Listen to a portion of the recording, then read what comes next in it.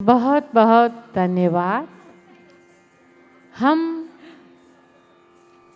आनंद ले रहे हैं अरंगेत्रम का, जिसमें ये साधिकाएं एक के बाद एक कृति हमारी समक्ष प्रस्तुत कर रही हैं।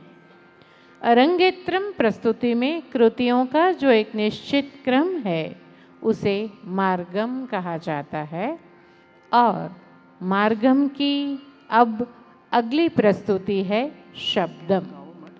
जैसे कि इस शब्द से हम परिचित हैं, अब तक हम सिर्फ भाव अभिव्यक्ति देख रहे थे। इस कृति से इसमें कथा भी जुड़ रही है।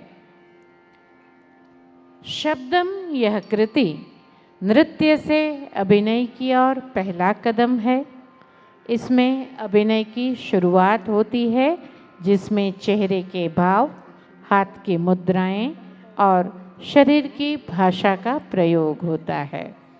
शब्दम में आमतौर पर किसी राजा या देव की लीलाओं का वर्णन होता है।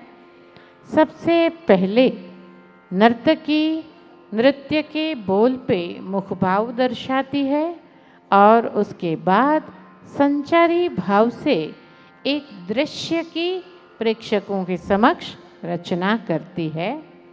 इस गीत की प्रथम पंक्ति को पल्लवी, द्वितीय पंक्ति को अनुपल्लवी, तृतीय पंक्ति को चरणम और चौथी पंक्ति को अनुचरणम कहते हैं।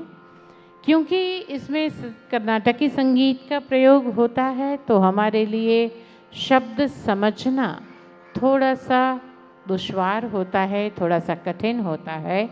तो शब्दम की जो कथा है वह हमें समझाने के लिए सिंक्रो अकादमी भरतनाट्यम विभाग की कुछ छात्राएं यहाँ हमारे पास आएंगी और इस शब्दम की कथा हमारे साथ संक्षिप्त में साझा करेगी।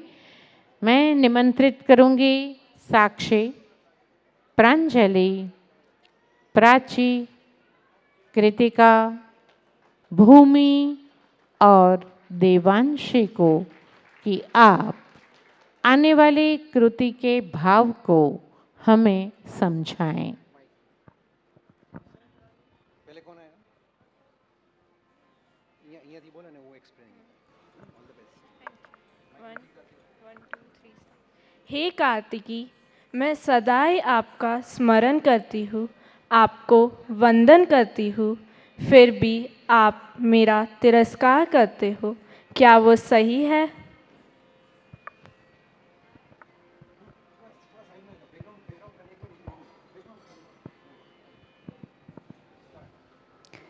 मैं सुंदर हूँ, युवान हूँ।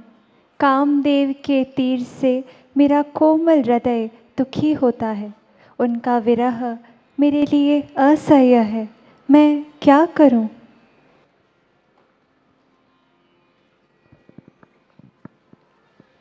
उन दिनों में आपने मेरी परीक्षा की थी, मुझ पर क्रोध किया था। अब क्रोध ना करना। आप मुझे आशीर्वाद देकर आलिंगन दीजिए।